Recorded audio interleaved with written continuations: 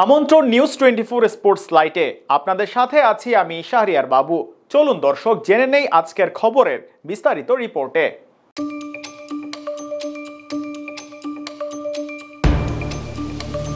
বর্তমান সময়ে বাংলাদেশ দল কোন ফরম্যাটের জন্য পারফেক্ট সেই প্রশ্নটা আপনাদের কাছেই রইল।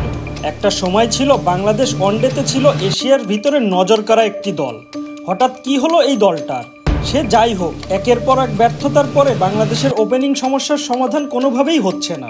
ভক্তরা এখনও আক্ষেপ করে বলে ওপেনিংয়ে সর্বকালের সেরা জুটি ছিল ইমরুল কায়েস তামিম ইকবালের জুটি। এদিকে বাংলাদেশ জাতীয় ক্রিকেট দল দীর্ঘদিন ধরে ওপেনিং সংকটে ভুগছে। বিশেষ করে ওয়ানডেতে তামিম ইকবালের বিদায়ের পর এখনও স্থায়ী কোনো নির্ভরযোগ্য ওপেনিং জুটি খুঁজে পাওয়া যায়নি। সৌম্য, নাইম কিংবা লিটন কেউই পারেনি তাদের জাত চেনাতে। একের পর এক সুযোগের পরেও টানা ব্যর্থ এই নামগুলো। তবে কি নেই এর কোনো সমাধান?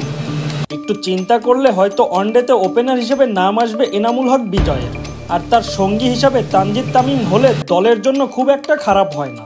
এনামুল হক বিজয় এখন পর্যন্ত 1230 রান করে বিপিএলে সর্বোচ্চ রান করেছেন। তার ব্যাট থেকে এসেছে 2টি সেঞ্চুরি ও 3টি হাফ সেঞ্চুরি। ঘরোয়া লিগগুলোতেও প্রমাণ করেই চলেছেন তিনি সেরা ব্যাটসম্যান। তিনি শুধু বড় রানই করেছেন তা কিন্তু নয়, ধারাবাহিকভাবে ভালোও করেছেন। জাতীয় দলে তার অভিজ্ঞতা আছে এবং এখন নিজেকে আরও পরিণত করেছেন ব্যাটার হিসাবে। বর্তমানে বাংলাদেশের ওপেনিং জুটি প্রায় প্রতি সিরিজেই পরিবর্তন হচ্ছে, কিন্তু সমস্যার সমাধান এখনও হয়নি। বেশিরভাগ ম্যাচেই ওপেনাররা ব্যর্থ হয়, যার ফলে মিডল অর্ডারে চাপ পড়ে। আধুনিক ক্রিকেটে ওপেনিং জুটি দলের ভিত্তি তৈরি করে, কারণ ভালো শুরু করলে দলের স্কোর করা সহজ হয়। এনামুল হক বিজয় এই জায়গায় কার্যকর হতে পারেন, কিন্তু এরপরেও বিসিবি থেকে ম্যানেজমেন্ট কেন তাকে দলের বাইরে রাখে এটা জানা নেই কারো। তিনি শুধু রান করেছেন তা কিন্তু নয়, লম্বা ইনিংস খেলারও রেকর্ড রয়েছে তার। বিজয় আগেও জাতীয় দলে খেলার সুযোগ পেয়েছিলেন, কিন্তু ধারাবাহিকতার অভাবে ধরে রাখতে পারেননি। কিন্তু এখন তার পারফরমেন্স বলছে তিনি আগের চেয়ে অনেক পরিণত। এবার হয়তোবা তার সাম্প্রতিক ফর্ম বিবেচনা করে তাকে সুযোগ দিতে পারে। ঘরোয়া ক্রিকেটে ধারাবাহিক পারফর্ম করা ব্যাটারদের জায়গা পাওয়া উচিত, যাতে প্রতিযোগিতার পরিবেশ তৈরি হয় এবং সেরা পারফর্মার সুযোগ পান।